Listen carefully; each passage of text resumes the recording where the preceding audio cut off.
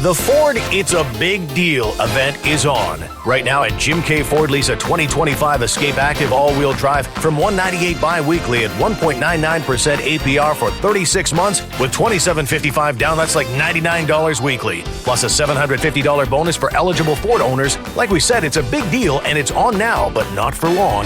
Visit Jim K. Ford today for details or online at jimkford.com. At Jim K. Ford Lincoln, we say yes! Here in Canada, we don't just make lights. We craft possibility, connection, and celebration, built right here by people who care about what they're creating. At Celebrite, we're made of all the colors of the RGB rainbow, each person bringing their own brilliance. Because when we come together, we make something brighter. Celebrite.ca, proudly made in Canada. Ladies and gentlemen, welcome to another episode of the Sens Nation podcast. Let us get right into things. The last time we got together was just after the draft. Free agency had fired up, and now we've basically gone into, well, the offseason mode, I suppose.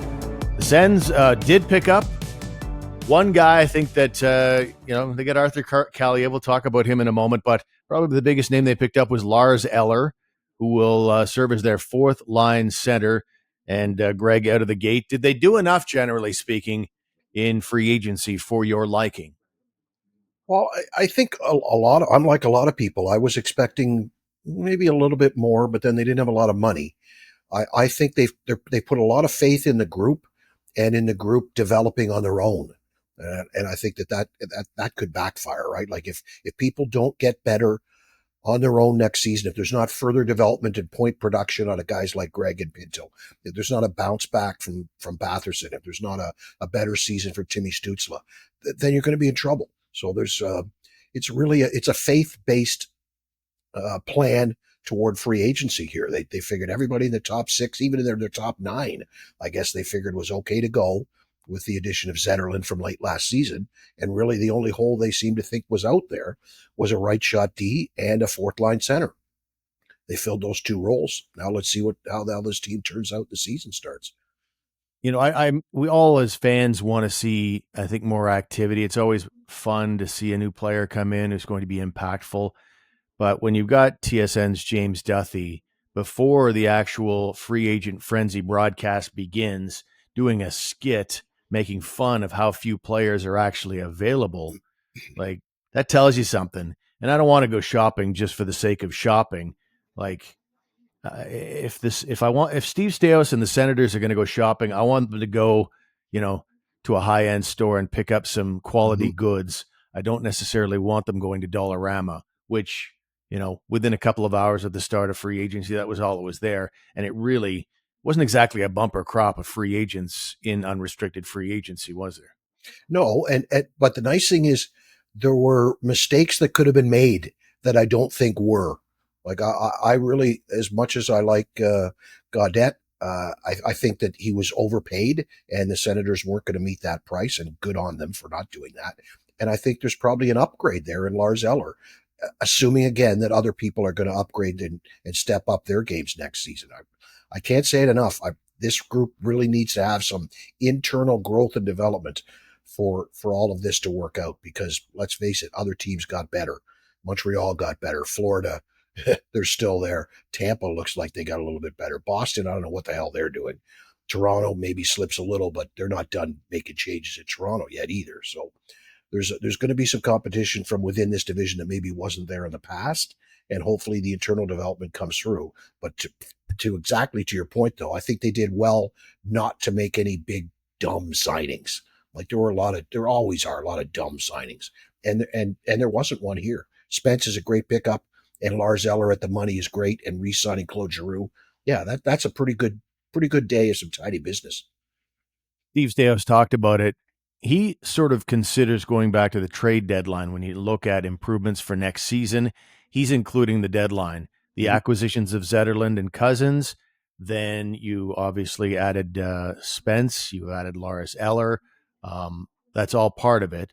But I do want to talk about Eller directly for Gaudette. I know you alluded to it for a moment there, but I wanted to expand on that. I really think Eller's a better player. I think he's bigger. He's a better skater.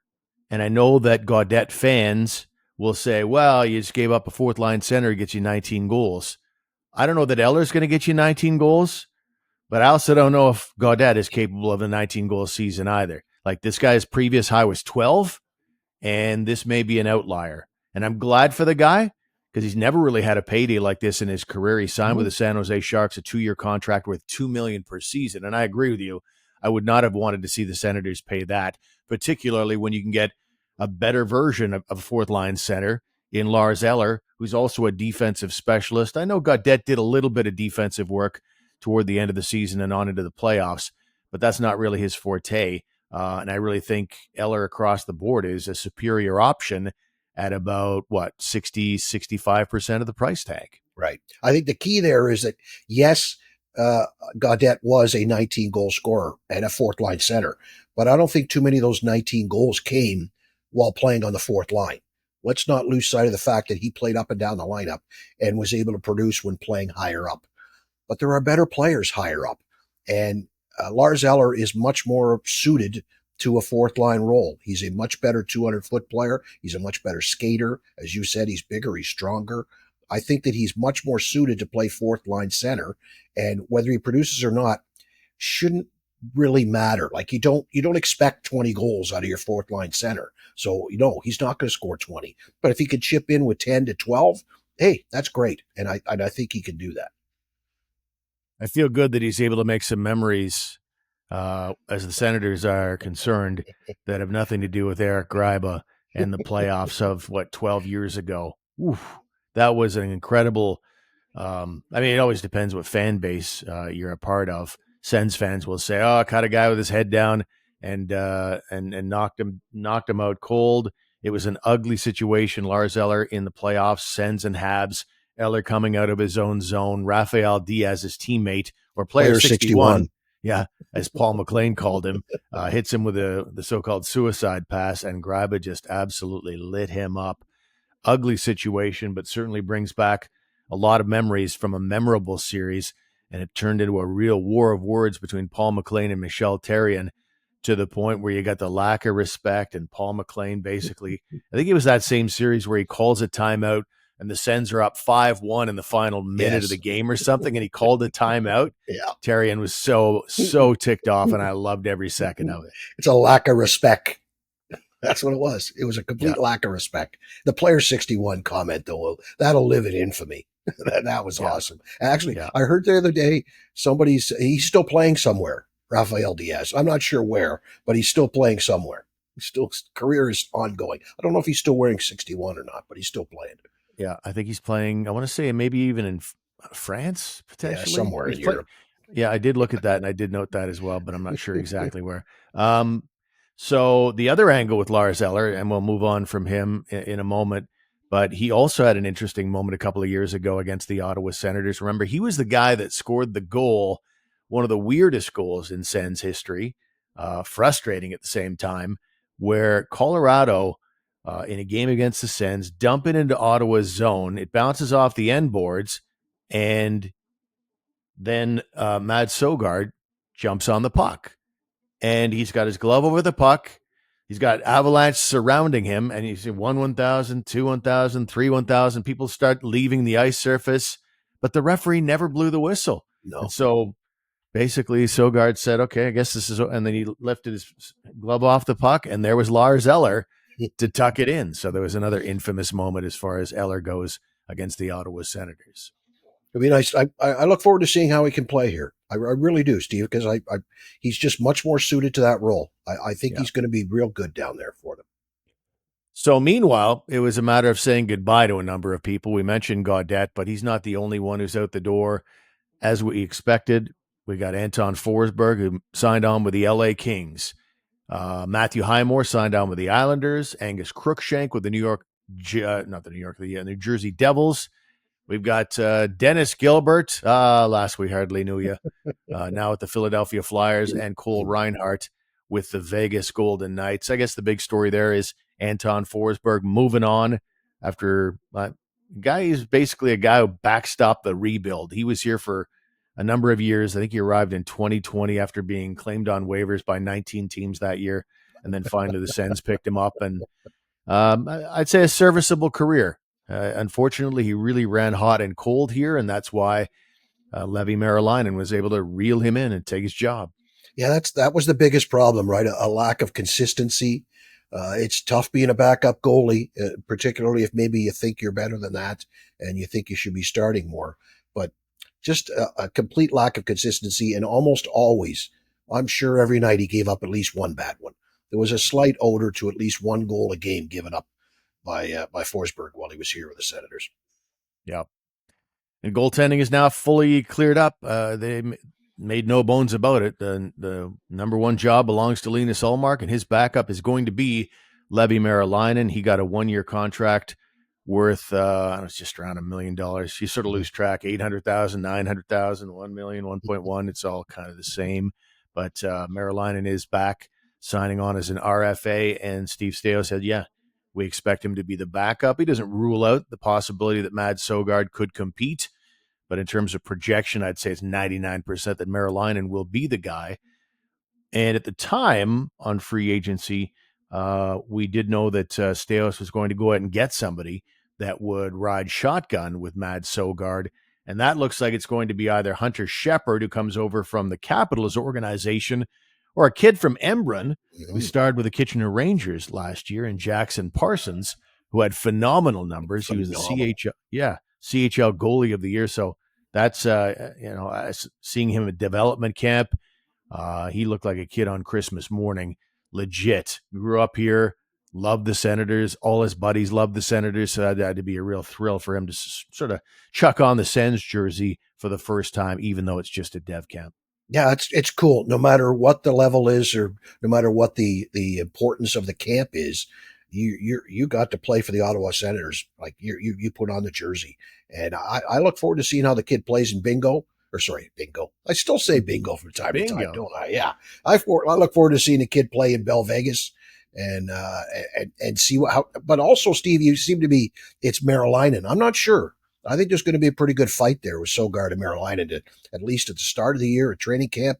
See which one comes out on top there. At one point, I thought maybe Søgaard was going to be on his way out of here, like maybe a buyout candidate. He may still be, who knows, because that's going to have to pay him a lot of money. Either one of them goes down, they got to pay him a lot of money. But that's going to be a good fight, too, there between Søgaard and Merilainen. And if Merilainen can be, 85 or 90% of what he was during the season this past season, he's in like Flynn. The kid could play. He looked real good this year, and hopefully he has a good summer. He's ready to go in the fall. Yeah, I'd put a lot of money on Merilainen. Like I'll give you 10-1 odds. Yeah. If you want to make a bet on that. Søgaard is not going to be this team's backup just based on what we saw, and he's just been injury prone. He's got to play again, and he's got to get some games in. Even if he ends up out playing Merilainen, I want to have faith in him to start the year in the NHL. So I see it as no chance for Søgaard, and I don't see. I like the local angle, obviously, and Parsons had a terrific OHL career. He's an overager last year. He went undrafted, so they were able to sign him to an entry-level contract. I think it'll be Hunter Shepard. If you look at his statistics, he's like 30-31 now, and he just wins everywhere he goes. He won a Calder Cup with Washington's Farm Club. He's got a couple of NCAA titles, and stats are pretty decent down in the minors. So I think I would guess, if I'm looking at the goaltending hierarchy, I think after Ullmark, it's Merilainen, his backup in Ottawa, then Shepard and Søgaard in the minors, and then I think Parsons starting out in the ECHL somewhere. Probably. Yeah, I mean, you want a veteran there with Søgaard. The other thing that we can't forget, though, is this team seems to have a real good history of goalies getting injured. Yes. We've seen that a lot. So in that sense, it's nice that you've got Søgaard, Merilainen. Either one of them could step up and be a backup. But if Merilainen has to step in, like if Ullmark goes down, Merilainen steps in at number one. Søgaard's not bad to have Søgaard there as the backup. Or even if Merilainen gets injured, Søgaard comes up, to back up Ullmark. Whatever happens, I like the depth all around here, 1 through 5. They look much better than they have in the past couple of years. Yeah. Also, when you look around, there were a number of ex-Ottawa Senators that were on the move in free agency, and I found it remarkable that 5 of them were former Sens first-rounders on the same day. You got 6 guys. So 5 of them changed teams. They found new NHL homes, and another re-signed with his team. The list is as follows. Cody Ceci goes to L.A., Logan Brown, your pal, ends up in LA. Then you got Colin White re-signing with San Jose, Shane Bowers with San Jose, JBD with Detroit, and darn it, Curtis Lazar. Nice signing on with New Jersey. Way to fill in the blanks. Well done. A lot of former. Would you want any of them? I would like to say that JBD, if I could get him for minimum wage on a 2-way deal, yes, I think he'd be good down in the minors. Sure.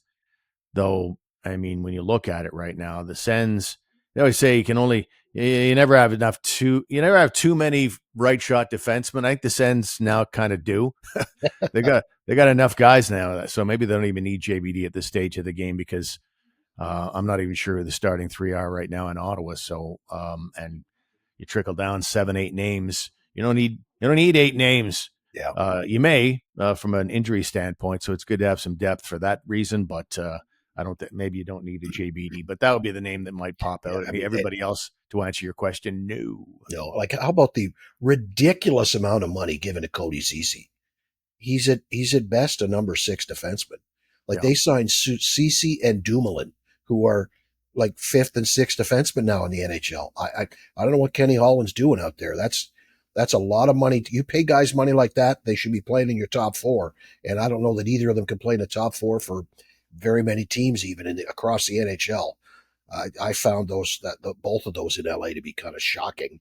I don't know that. Yeah, to go through that list, you don't need Curtis Lazar, you don't need Colin White, you don't need Logan Brown. Connor Brown would have been nice as a free agent. That might have been a nice little pickup, but I don't know where you would have played him. We would have had the same old problems with same old problems with Connor Brown if he came back here as we had when he was here. Is he a top 6? Is he a middle 6? Is he a 4th line guy? But he would have been a nice little pickup, I think. I don't think I'm digging him at 4 years, $12 million though. Exactly. Yeah, right. Yeah, that's a bit much. That's a bit. I was in the same boat, and then I saw that. It's like, good luck with that, New Jersey. You can have that. That's just too much for that player. The Ford It's a Big Deal event is on. Right now at Jim K. Ford, lease a 2025 Escape Active all-wheel drive from $198 bi-weekly at 1.99% APR for 36 months with $2,755 down. That's like $99 weekly. Plus a $750 bonus for eligible Ford owners. Like we said, it's a big deal and it's on now, but not for long. Visit Jim K. Ford today for details or online at jimkford.com. At Jim K. Ford Lincoln, we say yes! Here in Canada, we don't just make lights. We craft possibility, connection, and celebration, built right here by people who care about what they're creating. At Celebrite, we're made of all the colors of the RGB rainbow, each person bringing their own brilliance. Because when we come together, we make something brighter. Celebrite.ca, proudly made in Canada. Other guys that moved around, former Senators like Parker Kelly's an interesting story. When you think about around this time last year, heading into free agency, he had 8 goals and 10 assists with the Ottawa Senators. And the reaction by the Senators was, meh, we're not giving you a qualifying offer. You're now UFA. Mm-hmm. So he ends up going to Colorado. And then this past season, he had exactly the same stats. He added 1 extra assist. He had 8 goals and 11 assists. And the reaction was quite different. Nice contract. Yeah. The Avalanche gave him a 4-year contract for that at $1.4 million. One man's trash is another's treasure. Right? Yeah. I've always liked Parker Kelly. Always thought he was a guy who could, the type of player that the Senators are always seem to be looking for. But I think Steve Stais and crew have made it clear that they want that type of player, but they want him to be bigger. They've got enough spindly little gnarly guys like rat types. I think the other Cousins is that type of player. He fills in for Parker Kelly and he's cheaper. So I think we're okay without Parker Kelly. Back to Cody Ceci. You're right. It ended up signing a 4-year contract worth $18 million Yeah. with the LA Kings. Crazy. But yeah, it is. And at the same time, a lot of people, myself included, are excited about the prospect of Jordan Spence. Mhm. But you know me, I'm always thinking about the other side of the coin. Like, why did the other team want to give him up so freely? A 3rd rounder and a 6th rounder for Jordan Spence, and they were happy to effectively replace him with Cody Ceci. Mhm. And so when people talk to me about maybe this guy could, emerge as a top 4 for the Ottawa Senators for the coming season, for that reason, I don't know that I can necessarily anoint him as that. I have him competing with Matt and Paolo for sure for the, that 3rd pairing role, but I don't know that I see him being much more than that necessarily. Still very young, I guess, but I don't know. I just, when I see what LA, because we always talk about the league is so deficient in good right shot defensemen, and LA didn't give up much for him and didn't replace him with a superstar per se. So that gives me pause for thought, Greg. Well, I think the big thing was that at the time when they gave up Spence, it was like Spence or Clark. We see more out of Clark. Clark's the right guy to have here. Spence, we're not going to wait around for him. One of them's got to go, and it was Spence. But then to go out and replace them with as you say, Cody Ceci and Dumoulin, I'm like, that makes no sense to me at all. And then you pay them that kind of money and that kind of term. So that says that they think these guys can play and that they're better than Jordan Spence. I don't know that there's too many people.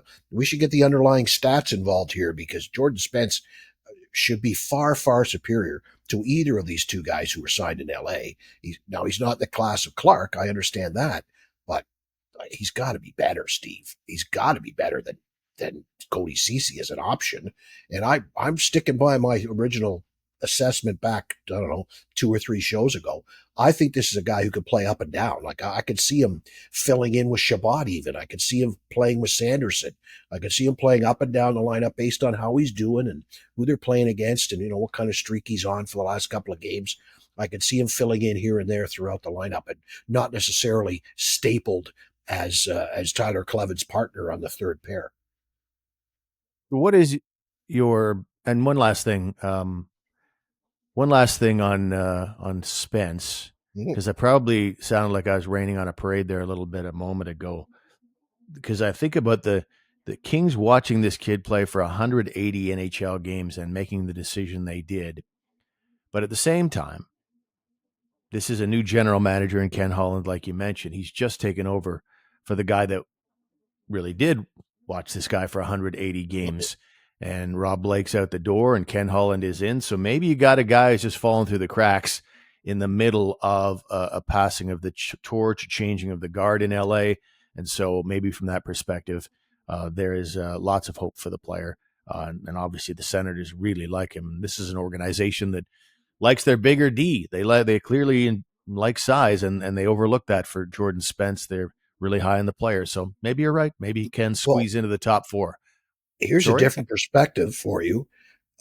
If you're comparing Clark and Spence, contract-wise, they're both going to be up around the same time, and you're going to have to, if they're both good and both going to develop the way you think they are, then you're going to end up having to fork over a lot of money for both of them, or a lot of money to one of them and risk losing the other one for nothing. So you make a deal now.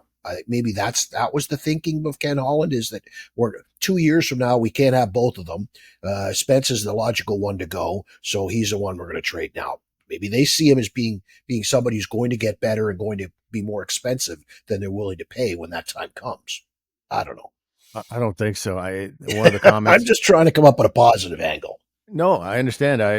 But I heard Holland talking about it, and his comment was something along the lines of, "We just don't see him playing necessarily every night." Yeah, well, so that was part of it. Anyway, let's move along to something else. I forget where I was going after that. Oh my God, thinking in a million different directions. Yes. As long as we're talking right shot D, what is your pecking order then? We dabbled in it a little bit there, but let's say everybody on this team that's NHL rostered, or even AHL rostered, just pros, which would leave Logan Hensler out of the mix because he's probably going back to play in university next year. But of everybody else, we're adding Yakemchuk to the mix this year. We're adding Lassie Thompson back into the mix this year. We're adding Jordan Spence into the mix this year. So what is your pecking order in terms of number one right shot defenseman down on through to 7 or 8? Well, I think your number one is Jensen. He doesn't necessarily play in the top pair, though, right? I think it comes down to chemistry. Jensen and Shabbat to me is that's a pair. Zub, assuming like he hasn't been great lately, right? He gets injured. He didn't look as good last year, this past season, as he has in the past. You know, there was a bright future for this guy when he first signed here, right? And when after his first half season here or so, it was like, wow, this guy's pretty good.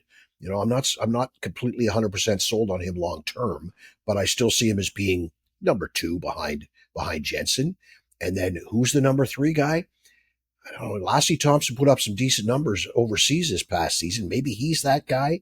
But I think to start the season, it's going to be Spence, and Lassie Thompson's probably hanging around with Matt and Paolo. They're fighting out to see who's going to be the 7th guy.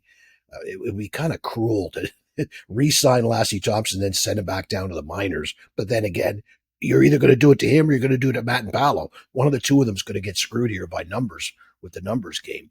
But I think that's probably it. I really want to see Yakemchuk play the whole year in Belleville, if at all possible. I mean, okay, if he tears it up and he's incredible, then yeah, he comes up at Christmas, say a la Eric Carlson back in the day. But I think that Yakemchuk starts the day with, and the plan with Yakemchuk is he starts and finishes the year in Belleville and gets a real good year pro under his belt. What order are you putting them in? I don't have Thompson in my equation anywhere. There's a reason he signed a 2-way deal, so he's got to be cognizant of that. And I know it'll be disappointing for him because he signs his contract before everything goes down with Spence arriving, which would change his thinking, I think. I think he'd be really disappointed with the fact that Spence has now arrived on the scene because that really does knock him down at least one spot. So, I think I've got the same 2 guys out of the gate. For sure, Jensen's my number 1, then Artem Zub, and then I go to Jordan Spence to start the year because he's the shiny new toy. Yeah. But I think Matt and Paolo will be that guy potentially, and then Spence becomes your 7. I just look at Matt and Paolo as a guy who was starting to get comfortable in the league, and again, I'm not sure which one will be more effective, but I'm just thinking about the Senators and their preference. Matt and Paolo outweighs Spence by 35 pounds, and he's like 4 inches taller as well, and so I think that will matter as well. But at the same time, maybe they want to, Cleven's that guy on that pairing, so he can handle the big stuff and the physical stuff, and Spence can be kind of driving the offense more. So a lot of ways to go about it. But if I'm to guess right now, Spence is the guy, and then, Matt and Powell is the guy, and then Spence will be kind of the I think number 7. Also there's a comfort level and a familiarity. Let's not forget between Cleven and Matt and Paolo, right? These two played together in Belleville, played together in Ottawa. The playoffs that Matt and Paolo had, like he's the guy. I think he's fighting it out there for that. I think Lassie's in the competition, but maybe not as strong as he should be. But I think Lassie Thompson's in that competition with Spence, with Matt and Paolo for that 6-7 D spot. But isn't it kind of cool though that we're having this conversation, right? Like, and we're not mentioning Travis Hamonic as we're discussing the 5-6 pair of the Ottawa Senators. It's nice to see the development, the trading, the signing, the sneaky little small moves that can end up being pretty big here for this coming season. Yeah. And who knows with Thompson, maybe, he did pick up some swagger. He led the Swedish team that he was on, Malmo, in the Elite League in scoring. So maybe he's got some swagger back and starts to look again like the kind of guy that they thought they were getting in 2019 in the first round. But it's one of those, I'll believe it when I see it. It's a big ask. And it is a big ask for sure. And one last one here, because obviously Logan Hensler is on board now, along with Carter Yakemchuk. 2 straight years the Sens went with their first round pick being a right shot defenseman. I think we can agree Yakemchuk will be the first guy of the 2 to play an NHL game, but who will be the better longer-term prospect, do you think? And the reason I ask it, I haven't seen either guy play enough to fairly judge it, but there's one thing that is kind of in the back of my mind as I give you a chance to give a thought about the answer. The thing I can't get past right now is that at 18 years old, Hensler made his World Junior team and they won gold medal. Whereas at 19, Yakemchuk didn't even get invited to try out for his World Junior team, and they didn't even make the semifinals. So that to me hints at something. Not sure it's an answer to anything, but it is something where I think long term that maybe Hensler's out to an early lead. Yeah, and I think with my like you, my limited knowledge of the two of them, my limited sightings or watchings of the two of them, viewings, I think is the proper scouting term. I think just from what I've read and learned and talked to and heard and whatever, I think Hensler is probably the better long-term prospect, a little more well-rounded. But then Yakemchuk's got time to develop. He's already got the high-end offensive stuff. Can he be better as a puck mover? Can he be better as a defensive guy? Can he be better down low? He brings that game up. You combine that with the offense that we know he has. Maybe there's something there. But I think if you're looking at it right now, Hensler's probably the better long-term prospect. We shall see. Anybody at Dev Camp said that right now Yakemchuk looked amazing. He was the best prospect, and Hensler was a close second.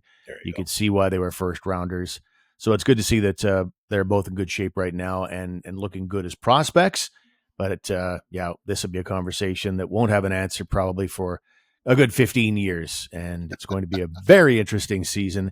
And lots of changes here in the offseason, and doesn't sound like there'd be much more, even on the end of free agent frenzy day number 1, basically. And I was surprised he said it. Steve Steo said, most likely, no more NHL additions this summer. And so obviously he wants to keep that extra salary cap room in case he needs to do something. And I think that's probably a wise thing, because you think back to a couple of years ago when GM Pierre Dorion started the year playing the Carolina Hurricanes in the opening game, and they were down a man. Like, the season hasn't started and you don't have enough room under the cap to get a full roster. I thought I'm sure that spoke volumes for Michael Andlauer and Steve Staios as they, thought about Dorion's future with the team. That's a good point. Yeah, I can't keep, I'm going to say it again, Steve. Steve Staios obviously has a lot of faith in the group and in their ability to take the next step, both individually and collectively. You want to talk about a big ask? That's a big ask. Like, that entire group, almost to a man, needs to be better individually and especially collectively. So that's what it's coming down to. That's where he's put his money on betting on the boys getting better and developing, and not necessarily going out and finding anybody to add to the group. The Toronto Blue Jays are 7-0 since Mitch Marner ended up in Vegas to play for the Blue Jays, baby. Oh, they're smoking. First right place now. Blue Jays. 3-game lead. Not too you know shabby. what? One more thing on the free agency. I really wanted Corey Perry. I wanted to see the Senators go out and sign Corey Perry. And I wanted Corey Perry to play on a 113-year-old fourth line with David Perron and who am I missing? Who's the other old fogey? Nick Cousins? No. Perron. Oh, Giroux. I wanted Giroux to center, Perron and Perry on the fourth line. Imagine any one of those guys moves up and down the lineup on any given night. That would be perfect. They can all play power play too. I thought, wouldn't that be awesome? Now, they're not going to score a lot off the rush. They're not going to do a lot with their speed through the neutral zone. But my God, on the forecheck and cycle game, wouldn't that have been an awesome fourth line? Yeah, almost too good. I don't know if you can keep that line down on the fourth line for very long, for sure. Because you think about it, I mean, Giroux still got tons. Perry was playing a lot with McDavid in the playoffs. Yeah. Perron did some good things in the playoffs. I think he had like 3 points in the 6 games. None of those guys to me are necessarily fourth liners at this stage of the game, but I had those 3 guys in the fourth line, a third line of Greg Pinto Amadio. Mm-hmm. I had a second line of Batherson, Cousins, and one of the guys in Belleville. Did you have Dylan Cousins yet? Yeah. Cousins, Batherson, and one of the guys in Belleville. I can't remember which one it was. It wasn't Montgomery. It's the other guy. Stephen Halliday? Halliday playing on the second line with Batherson and Cousins, and Giroux with Zetterlund and Stützle with Zetterlund and Tkachuk. And the thinking being that anybody can move anywhere. Like any one of those guys in the fourth line could step up and take a place of Halliday if it's not working out, or Halliday and Greg could switch between second and third line. Like just the amount of options that you would give Travis Green if Halliday develops like I think he can, and he can play in the NHL. The amount of play, the options that Travis Green would have if those guys were your fourth line, like wow, that was my big hope on the morning of free agent frenzy. Yeah, that'd be wildly creative. Claude Giroux would be very unhappy with that scenario. To me, he's easily in my top 6 without any trouble at all at this stage of the game. Not in a temporary move up the lineup sort of way, but yeah, I think that if he's not in the top 6, the Sens aren't putting their best foot forward. I think I'd have that conversation in a year or two, but I still think that he's well within the top 6. But yeah, I'm sure the comment section will be full of people calling me crazy. Yeah, send us a note. You can email the show at sensnationhockey@outlook.com, or you can leave a comment down below if you're watching on YouTube. I usually try and fire a couple of questions in there. I try to reply to everybody. But any comments you have about the program or things you'd like to hear us talk about, God knows, as we move forward over the next couple of months, there'll be lots of room for things to talk about. So keep them suggestions rolling in. We'll call it quits right there. Don't forget that our website is sensnationhockey.com. Please check out the hockey news. The Ottawa site is right there with all kinds of articles, and they'll be rolling out all summer long as well at thn.com/Ottawa. Greg, enjoy your evening. Enjoy your Blue Jays, and we'll talk to you soon. Sir. Talk to you, Steve. Thanks. Thanks for being with us on the Sens Nation podcast. Check out our website today at sensnationhockey.com.